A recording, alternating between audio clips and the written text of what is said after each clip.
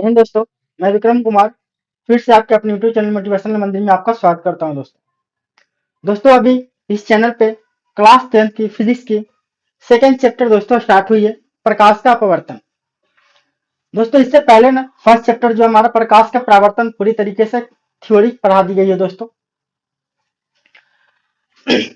जो आज हम लोग स्टार्ट करते हैं, प्रकाश का अपवर्तन क्या होता है, इसमें क्या क्या पढ़ना है दोस्तों, इन सब चीजों के बारे में बात करेंगे। चलिए स्टार्ट करते हैं। दोस्तों प्रकाश के परावर्तन में मैंने एक लाइन आप लोगों को पढ़ाया था कि प्रकाश जो होती है वो दोस्तों सीधी रेखा में गमन करती है। ठीक है, तो सीधी रेखा में अगर दोस्तों गमन करती है तो प्रकाश के परावर्तन में हमने देखा कि उसमें माध्यम हमारा एक ही था। ठीक है, माध्यम कहने का मतलब दोस्तों ये मान सकते हो आप लोग, जैसे मान के चलो हवा है, तो हवा हमारा क्या हो गया दोस्तों, एक माध्यम हो गया। ठीक है, जल की बात करें दोस्तों एक हमारा माध्यम हो गया, कांच की बात करें दोस्तों एक हमारा माध्यम हो गया। ठीक है, मान के चलो अगर कोई प्रकाश की किरण हवा में है और हवा से जल में जाता है दोस्तों, तब यहाँ पे क्या होता है, हमारा माध्यम चेंज हो जाता है दोस्तों। ठीक है, तो प्रकाश के परावर्तन जब हमने पढ़ा दोस्तों, उस समय सिर्फ एक ही माध्यम की बात होती थी। ठीक है, एक ही माध्यम की बात होती थी वहां पे, और एक ही माध्यम में हमने सारे काम किए थे। ठीक है, या तो वो माध्यम हवा हो या जल हो दोस्तों या कांच हो। ठीक है, तो अब कहने का मतलब ये है कि इस चैप्टर में हम लोग प्रकाश के अपवर्तन के बारे में पढ़ने वाले हैं। तो दोस्तों सवाल ये है कि अगर मान के चलो मैंने माध्यम को अगर चेंज किया, ठीक है, अगर माध्यम को अगर मैं चेंज करता हूं, एक माध्यम से दूसरे माध्यम में जब प्रकाश की किरण जाती है, तो क्या वह सीधी रेखा पे ही गमन करती है या फिर वो अपना रास्ता बदलेगी दोस्तों। इन सब चीज के बारे में भी हम लोग बात करेंगे। ठीक है, एक सिंपल सा एग्जाम्पल ले लेते हैं दोस्तों। मान के चलो हमारे पास क्या है, एक गिलास ले लो। ठीक है, एक गिलास ले लेते, इसमें क्या किया मैंने, पानी भर दिया दोस्तों। ठीक है, इसमें मैंने क्या किया, पानी भर दिया। एक गिलास लेकर के इसमें मैंने पानी भर दिया। अरे क्या करना है ना, लेजर बीम जो मार्केट में मेला मेला जो होता है ना, दशहरा के मेला में जब मार्केट एक लेजर बीम आता है, लेजर लाइट, जिससे कि पतली सी बीम निकलती है दोस्तों, वो लेनी है। ठीक है, अगर वो नहीं ले पाते हैं दोस्तों तो हमारे पास टॉर्च होती है। टॉर्च को क्या करना है, एक गत्ते से उसको क्या करना है, ढक देना, और गत्ते में एक छोटी सी होल करना है, जिससे टॉर्च जलाने पे एक पतली सी बीम निकले। वो भी आप ले सकते हो। तो जो आपको सुविधा लगे वो ले लो। और क्या करना है दोस्तों, इसमें क्या करना है ना, इसमें हमने थोड़ा सा दूध डाल देना है, दूध का जो है बूंद इसमें डाल देना है दोस्तों। जैसे ही थोड़ा सा बूंद इसमें डालेंगे दोस्तों दूध का, और इस पर अगर सीधी लेजर की लाइट अगर सीधी लगाते हैं दोस्तों ऐसे, तो इस समय तो हमें कुछ दिखाई नहीं देता है, ये एकदम सीधा लाइन एक लाइन बनता हुआ दिखाई देगा दोस्तों। लेकिन अगर हमने थोड़ा सा टेढ़ा करके अगर कोई किरण डाला दोस्तों, तो फिर वो क्या करेगा दोस्तों, हल्का टेढ़ा होता हुआ हमें दिखाई देता है। इसका मतलब इस एग्जाम्पल से या इस उदाहरण से या क्रियाकलाप से हमें क्या समझ में आया दोस्तों, कि जब मैं माध्यम को चेंज करूंगा, ठीक है, जब माध्यम चेंज करूंगा दोस्तों, तो प्रकाश की किरण जो होगी दोस्तों वो सीधे रेखा में गमन नहीं करेगी, वो अपना रास्ता क्या करेगी, मुड़ लेगी। ठीक है दोस्तों, तो कहने का मतलब ये है कि जब प्रकाश की किरण माध्यम चेंज करती है, और माध्यम चेंज करने के दौरान जो ये रास्ता जो अपना विचलित करती है दोस्तों, या रास्ता जो भटक गई है या रास्ता मुड़ जाती है दोस्तों, ये जो होता है ना वो किसके कारण होता है दोस्तों, प्रकाश के अपवर्तन के कारण होता है दोस्तों। मतलब इसी को हम लोग क्या कह देते हैं, प्रकाश का अपवर्तन कह देते हैं। तो इस तरीका से दोस्तों हमारे पास एक प्रकाश के अपवर्तन का एक परिभाषा, डेफिनेशन हमारे पास आ जाता है दोस्तों। क्या आता है, जब प्रकाश की किरण एक माध्यम से दूसरे माध्यम में जाती है, तो वो अपना पथ को क्या कर देती है, विचलित कर देती है, अर्थात वो अपना रास्ता मोड़ लेती है। इसी को हम लोग क्या कह देते हैं दोस्तों, प्रकाश का अपवर्तन कह देते हैं। ठीक है, चलो तो स्टार्ट करते हैं। पॉइंट हमारा ये रहेगा एक, और ये दोस्तों वीवीआई इस पे आप कर सकते हो, एग्जाम में पूछा हुआ है। ठीक है, कि प्रकाश का अपवर्तन क्या होगा दोस्तों, तो क्या बोलेंगे, जब प्रकाश एक माध्यम से दूसरी माध्यम में प्रवेश करती है, दूसरी माध्यम में प्रवेश करती है, तो प्रवेश करती है तो अपना पथ क्या करती है दोस्तों, विचलित कर देती है। तो वह अपना पथ विचलित कर देती है, अपना पथ विचलित कर देती है, अर्थात मुड़ जाती है, विचलित कर देती है या मुड़ जाती है, ठीक है, विचलित कर देती है,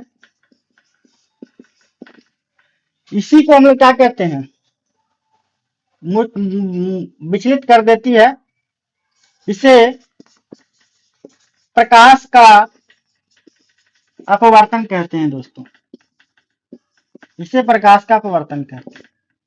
मतलब कहने का यह है दोस्तों, अगर सिंपल भाषा में बताया जाए, एक माध्यम से दूसरे माध्यम में प्रकाश जब जाएगा तो वो अपना रास्ता क्या करेगा, भूल जाएगा, भटक जाएगा या रास्ता उसका मुड़ जाएगा, तो उसे हम लोग प्रकाश का अपवर्तन कहेंगे।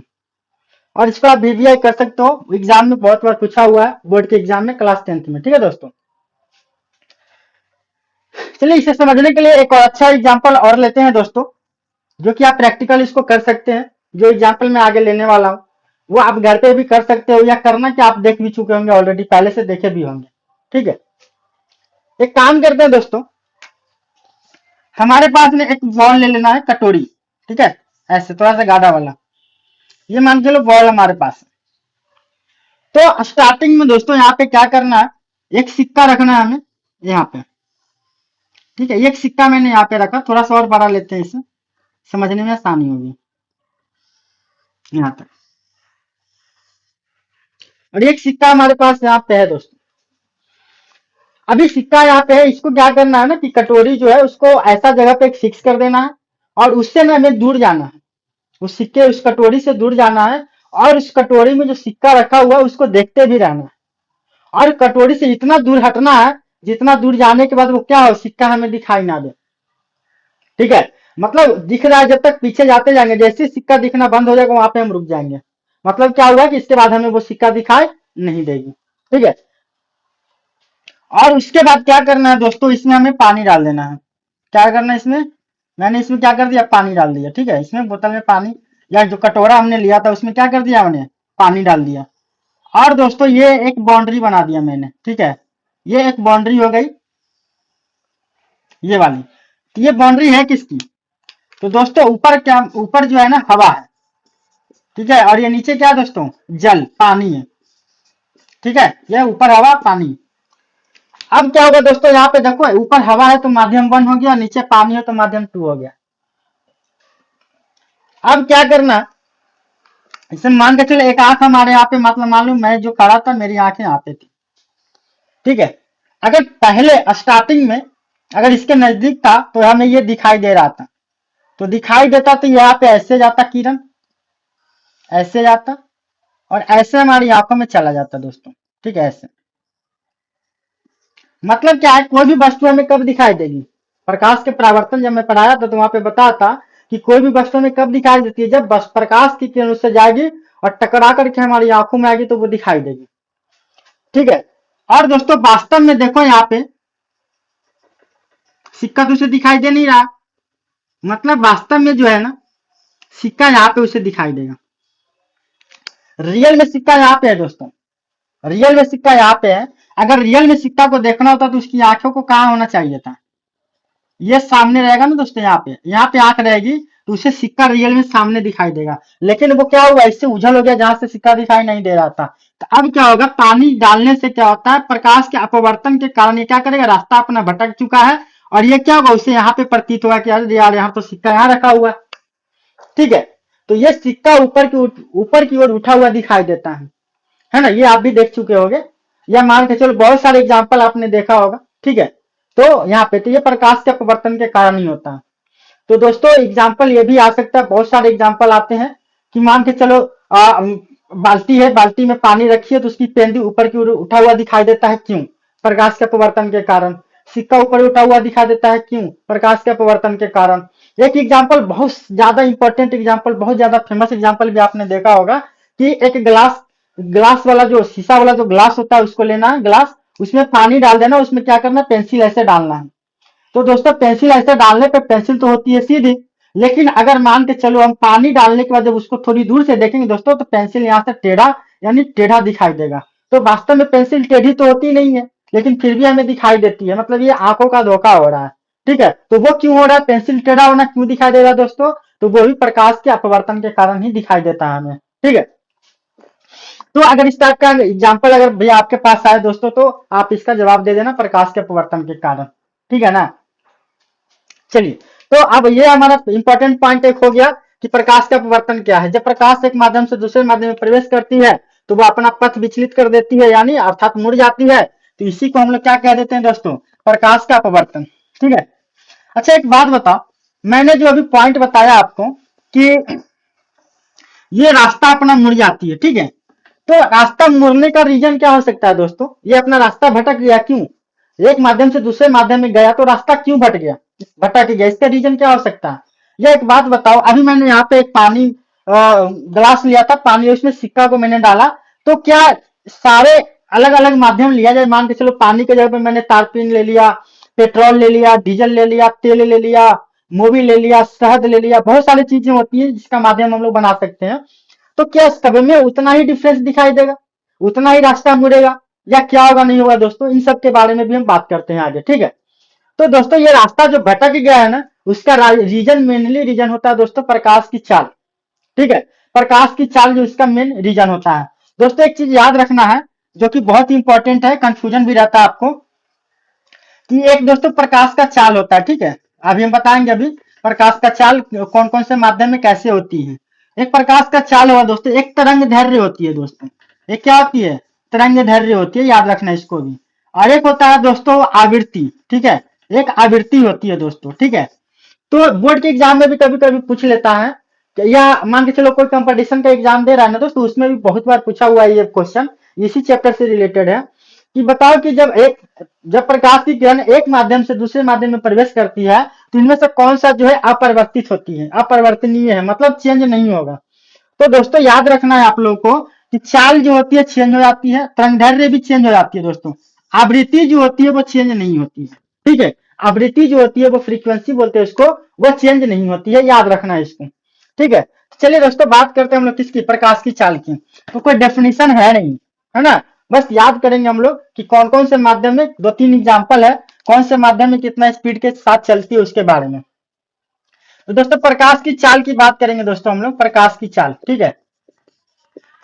तो हम लोग ये कह सकते हैं कि दोस्तों प्रकाश की चाल जो होती है विभिन्न माध्यम में, भिन्न भिन्न माध्यम में क्या होती है, भिन्न भिन्न होती है, मतलब अलग अलग माध्यम लेंगे दोस्तों तो उसमें प्रकाश की चाल क्या होगी दोस्तों, अलग अलग होगी, ठीक है। हम लोग कह सकते हैं कि विभिन्न माध्यम में या भिन्न भिन्न माध्यम में, विभिन्न कर लो, विभिन्न माध्यम में, विभिन्न माध्यम में प्रकाश की चाल भिन्न भिन्न होती है दोस्तों, प्रकाश की चाल भिन्न भिन्न होती है, ठीक है दोस्तों। चलो आप आगे बात करते हैं हम लोग। दोस्तों आप लोग को तो मालूम है कि प्रकाश को गमन करने के लिए, चलने के लिए किसी माध्यम की आवश्यकता नहीं है, माध्यम हो तो भी नहीं हो तो भी वो प्रकाश चलती है, ठीक है। तो निर्वात का मतलब क्या होता है दोस्तों, निर्वात, निर्वात बोलो या इसे शून्य बोल सकते हो, ठीक है दोस्तों। निर्वात या शून्य कहने का मतलब दोस्तों ये है कि वहां पे कुछ नहीं होना चाहिए, कुछ नहीं का मतलब क्या, हवा तक नहीं होनी चाहिए, छोटी सी कण भी नहीं होनी चाहिए, उसे हम लोग क्या बोलते हैं, निर्वात बोलते हैं, मतलब हवा हुआ कुछ नहीं होना चाहिए दोस्तों, उससे हम लोग क्या बोल देंगे, निर्वात या शून्य। दोस्तों अगर निर्वात या शून्य में मैं बात करूं प्रकाश की चाल कितनी होती है, ठीक है, प्रकाश की चाल किसमें बात करें दोस्तों, निर्वात या शून्य में।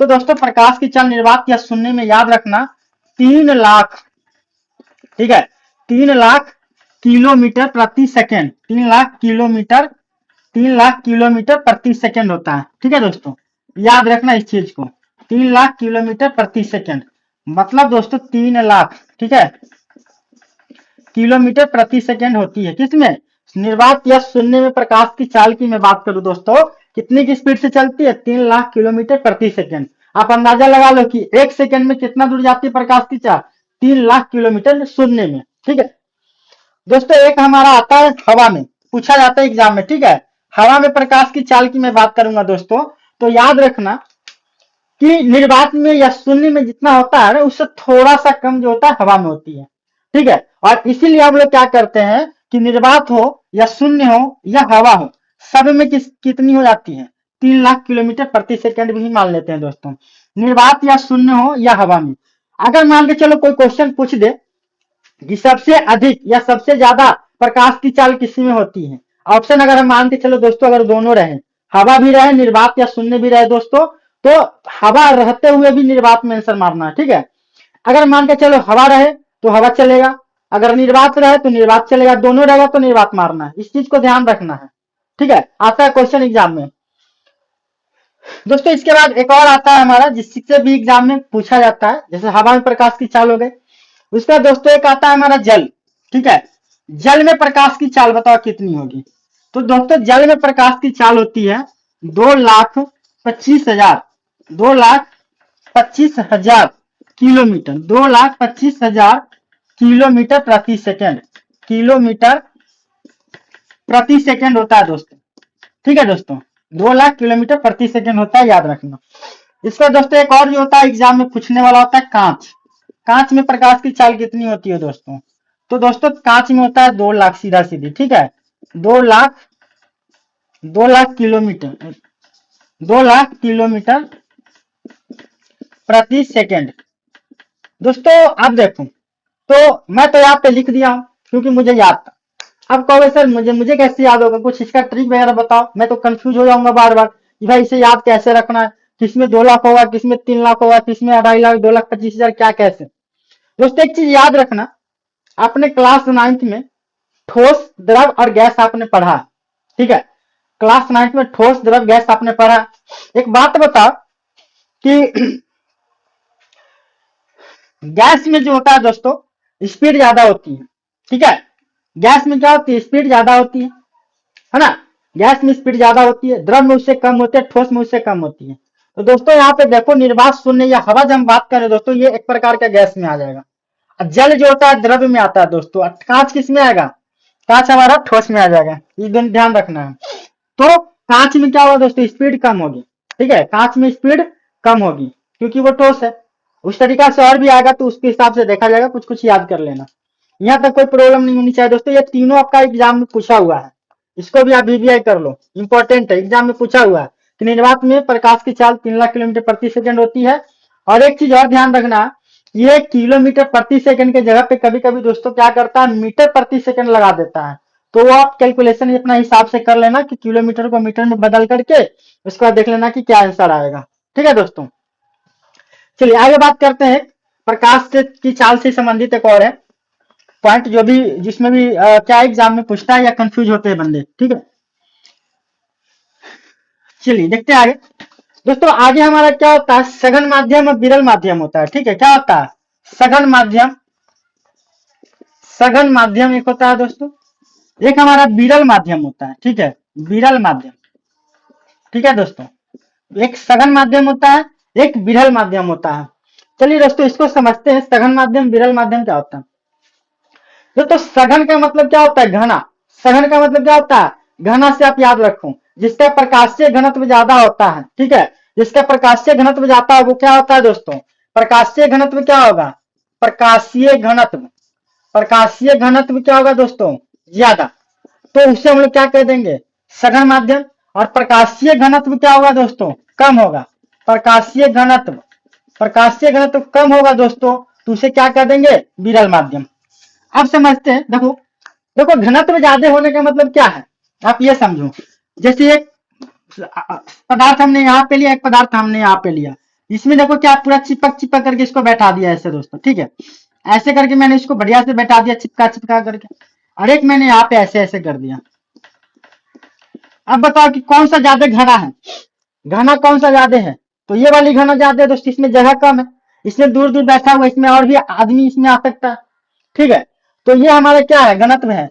एक बात बताओ कि प्रकाशीय घनत्व ज्यादा है, अगर भीड़ भाड़ ज्यादा है दोस्तों, तो उससे निकलना क्या आसान होगा, नहीं। उसमें क्या होगा, स्पीड हमारा कम हो जाएगा। एक चीज और समझो, मान के चलो आपके घर जाने का दो रास्ता है, ठीक है। एक रास्ता है जो घूम करके जाता है, जिससे कि आप बाइक लेकर के आसानी से चले जा सकते हो, और एक रास्ता है कि मार्केट से होकर के जाता है दोस्तों। एक बात बताओ, मार्केट में अगर शाम के समय में अगर आप जाते हो बाइक लेकर के, तो किधर से जाना आसान होगा, वो दूसरा पहला रास्ता जो ए वाला है उधर से जो घूम करके जिधर से फ्री निकल जाता है, या मार्केट वाला। तो जाहिर सी बात है आप लोग कहोगे सर उधर से नाच करके जाने वाला रास्ता क्या होगा, आसान होगा, क्योंकि उससे गाड़ी मैं जल्दी निकाल लूंगा। और इधर क्या है, भीड़ भाड़ ज्यादा है तो गाड़ी मेरी धीरे से निकलेगी। वही चीज यहाँ पे है, कि यहाँ पे बहुत ज्यादा भीड़ भाड़ है दोस्तों, तो यहाँ से प्रकाश की किरण को निकलना क्या हो जाता है, दिक्कत होती है, यानी स्पीड उसकी कम करनी पड़ेगी। और यहाँ से देखो रास्ता बहुत खाली है, किधर से भी करके स्पीड ज्यादा निकाल लेगी। तो दोस्तों यहाँ पे याद रखना है कि जिसका प्रकाशीय घनत्व ज्यादा होता है दोस्तों, उसमें प्रकाश की चाल क्या होगी दोस्तों, उसमें प्रकाश की चाल क्या होती है दोस्तों, कम होती है, ध्यान रखना है। अगर भूल जाओ कि प्रकाश की चाल किसमें ज्यादा किसमें कम होगा दोस्तों, तो याद रखना है कि मार्केट वाला कहानी याद रखना कि मार्केट की तरफ से गाड़ी लेके जाएंगे दोस्तों, भीड़ भाड़ है तो गाड़ी धीरे धीरे चलेगी, यानी घनत्व ज्यादा है, भीड़ भाड़ ज्यादा है। ठीक है, और इधर क्या कह सकते हैं दोस्तों, प्रकाश की चाल हो गया ना कम, यहाँ पे क्या हो जाएगा, प्रकाश की चाल क्या हो जाएगी दोस्तों, ज्यादा हो जाएगी। प्रकाश की चाल क्या हो जाएगी, ज्यादा हो जाएगी।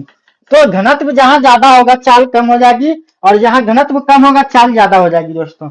अगर मैं बात करूं, ठीक है, अगर मैं बात करूं किसकी, कि सघन माध्यम कौन है और विरल माध्यम कौन है दोस्तों, एक दूसरे के, तो प्रकाशीय घनत्व की बात कर लेता हूं। प्रकाशीय घनत्व जिसका ज्यादा होगा उसकी चाल ज्यादा होगी। तो दोस्तों सॉरी, घनत्व जिसका ज्यादा होगा उसका क्या होगा, तो एक काम करो, आप एक बात बताओ, जैसे कि मान को चलो मैंने जल लिया, जल नहीं कांच ले लेता हूं दोस्तों, तो कांच का क्या होगा, घनत्व ज्यादा होगा, प्रकाशीय घनत्व ज्यादा होगा ना कांच का, उसका जल का। और सबसे कम घनत्व किसका कम होगा दोस्तों, हम लोग हवा का बोल सकते हैं या निर्वात का, है ना दोस्तों। अगर उसी तरीके से चाल की बात कर लूंगा दोस्तों, तो हवा में चाल किसकी हो जाएगी, सबसे ज्यादा हो जाएगी हवा में, और फिर जल में, और सबसे कम किसमें हो जाएगा दोस्तों, कांच में। ठीक है, तो ये हमारा इंपॉर्टेंट पॉइंट है, इसको भी याद रखना, एग्जाम में पूछता है ऑब्जेक्टिव में। ठीक है, कि सघन माध्यम कौन है, विरल माध्यम कौन है। तो जिसमें प्रकाश की चाल ज्यादा होगी दोस्तों उसे विरल माध्यम कहेंगे, जिसकी में प्रकाश की चाल कम होगी दोस्तों उसे सघन माध्यम कहेंगे। ठीक है, यहाँ तक कोई दिक्कत प्रॉब्लम नहीं होनी चाहिए दोस्तों। अगला पॉइंट हमारे बहुत इंपॉर्टेंट है, उसमें से बहुत सारे पॉइंट जो अभी बताने वाला हूँ वो ऑलरेडी हम लोग पहले ही चैप्टर में, फर्स्ट चैप्टर प्रकाश की परावर्तन में पढ़ लिया दोस्तों। मैं पहले ही बताया था आप लोगों को कि फर्स्ट चैप्टर अगर जो बच्चा ढंग से पढ़ लेता है ना, सेकेंड चैप्टर उससे बहुत ज्यादा चीजें जो होगी समझ में आएगी।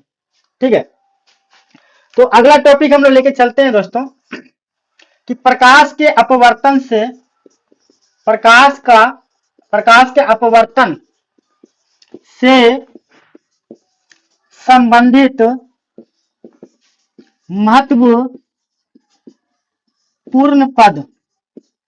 ठीक है दोस्तों, महत्वपूर्ण पद हो जाएगा प्रकाश के अपवर्तन से संबंधित महत्वपूर्ण पद। तो जैसे हमने वहां पे प्रकाश के परावर्तन से समझा था दोस्तों कुछ महत्वपूर्ण पद के बारे में, वैसे यहाँ पे भी क्या है, प्रकाश के अपवर्तन से। चलो कुछ पिक्चर बनाते हैं और ये पिक्चर आपको याद रखनी है। ठीक है, इसका नाम ए रख दो और इसका नाम बी रख दो। ठीक है, और यहाँ पे दोस्तों हम लोग क्या करेंगे, माध्यम की बात करेंगे। ऊपर मान के चलो हवा है माध्यम, और नीचे क्या दोस्तों, जल ले लेते हैं, कांच ले लेते हैं, जो आपको लेने के लिए सुविधा हो, आजाद हो, जल भी ले सकते हो, कांच भी ले सकते हो। ठीक है, अच्छा एक बात बताओ, जल और हवा और जल में विरल माध्यम कौन है दोस्तों। तो अभी मैंने थोड़ी देर पहले बताया था कि हवा क्या है, विरल माध्यम है। ठीक है, हवा क्या है, विरल माध्यम है दोस्तों। जल क्या है, सघन माध्यम।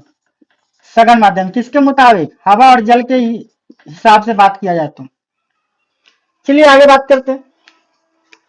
एक लाइन हम लोग ऐसे बना लेते हैं।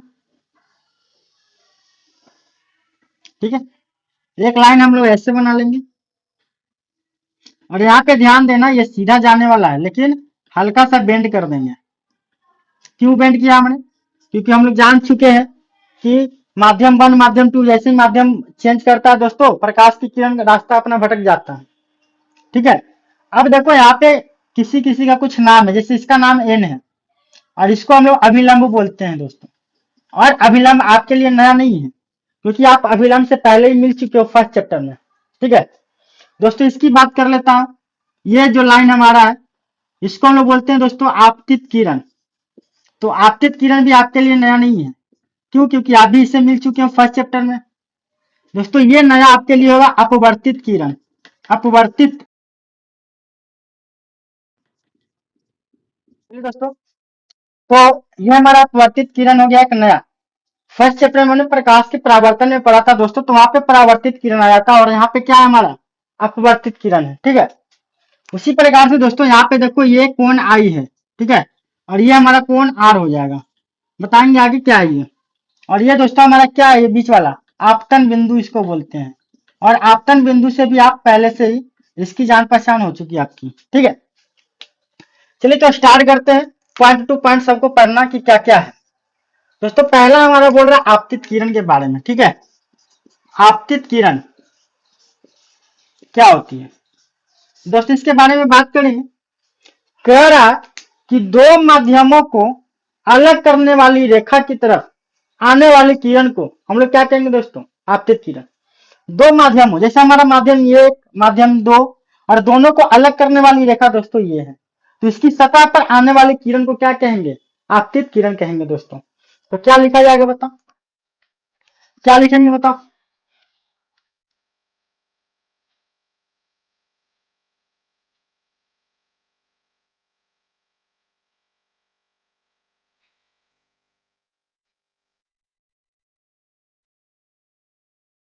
ठीक है दोस्तों, दो माध्यमों को अलग करने वाली किरण, अलग करने वाली सतह पर पड़ने वाली किरण आपतित किरण कहलाती है। उसी तरीके से दोस्तों हमारा दूसरा क्या हो जाएगा, अपवर्तित किरण। अपवर्तित किरण, ठीक है दोस्तों, अपवर्तित किरण क्या हो जाएगा दोस्तों, तो कहता है कि दूसरी माध्यम में चली गई किरण को अपवर्तित किरण कहते हैं दोस्तों। दूसरी माध्यम में चली गई किरण को क्या कहते हैं दोस्तों, अपवर्तित किरण। तो इसे भी लिख लेते हैं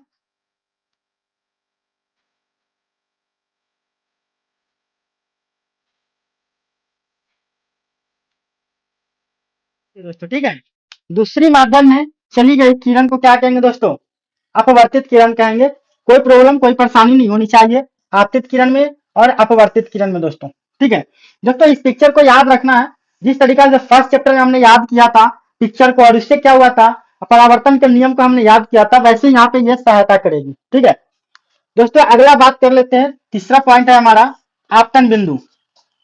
तो आपतन बिंदु, या उससे पहले दोस्तों मैं अभिलंब के बारे में बात कर लेता हूँ। अभिलंब, ठीक है, तो अभिलंब का डेफिनेशन दोस्तों नया नहीं है, जो फर्स्ट चैप्टर में हमने पढ़ा था अभिलंब के बारे में बिल्कुल सेम रहेगा।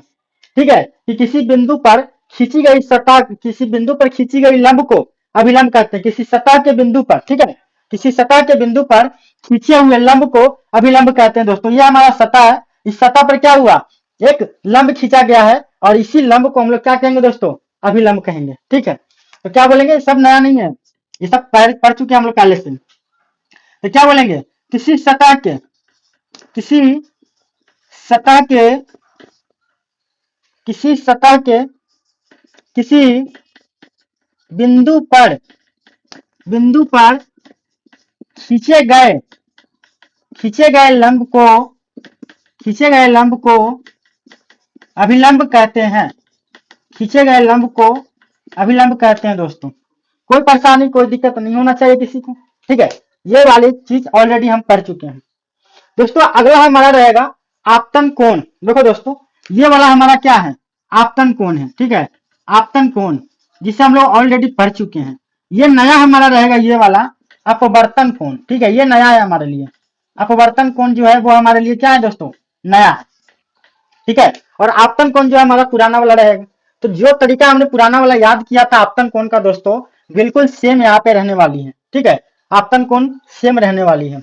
चलिए तो बात करते हैं आपतन कोण के बारे में। तो याद कीजिए फर्स्ट चैप्टर में हमने आपतन कोण के बारे में क्या बताया था दोस्तों। फर्स्ट चैप्टर में बताया था कि आपतित किरण, ठीक है, आपतित किरण और आपतन बिंदु पर खींचे हुए लंब के बीच, ये उल्टा हो गया, ठीक है, ये यहाँ नहीं रहेगा, ये यहाँ पे बनेगा। ठीक है, यहाँ पे ये कोण आई है, यहाँ पे आएगा। आपतित किरण और आपतन बिंदु पर खींचे गए अभिलंब के बीच बने कोण क्या कहलाते हैं दोस्तों, आपतन कोण कहलाते हैं, याद रखना। ठीक है, तो अगला हमारा हो जाएगा, कितना नंबर पॉइंट था दोस्तों, 3 हो गया था ना, 4 हो गया था। 5वां नंबर हमारा आपतन कोण। बताओ आपतन कोण क्या होगा, कि आपतित किरण और आपतन बिंदु पर खींचे हुए अभिलंब के बीच बने कोण आपतन कोण कहलाते हैं। चलो इसको लिख ले।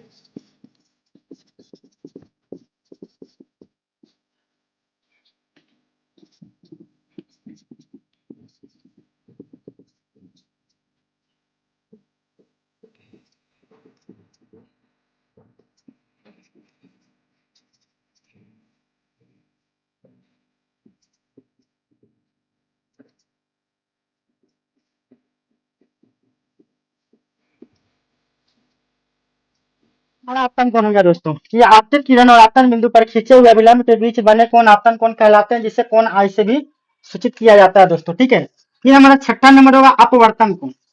तो अपवर्तन कोण बिल्कुल सेम ही है दोस्तों, बस थोड़ा सा चेंज है इसमें। ठीक है, थोड़ा सा क्या चेंज है कि वहां पे परावर्तन कोण में परावर्तित किरण था और यहाँ पे अपवर्तन कोण में अपवर्तित किरण है। ठीक है, तो हम लोग यहाँ पे क्या बोल सकते हैं बताओ, याद देख करके बोला कि अपवर्तित किरण और आपतन बिंदु पर खींचे गए अभिलंब के बीच बने कोण को हम लोग अपवर्तन कोण कहेंगे दोस्तों। ठीक है, क्या कहेंगे, अपवर्तित किरण और आपतन बिंदु पर खींचे हुए अभिलंब के बीच बने कोण को क्या कहेंगे दोस्तों, अपवर्तन कोण। चलो इसको भी लिख लेते हैं।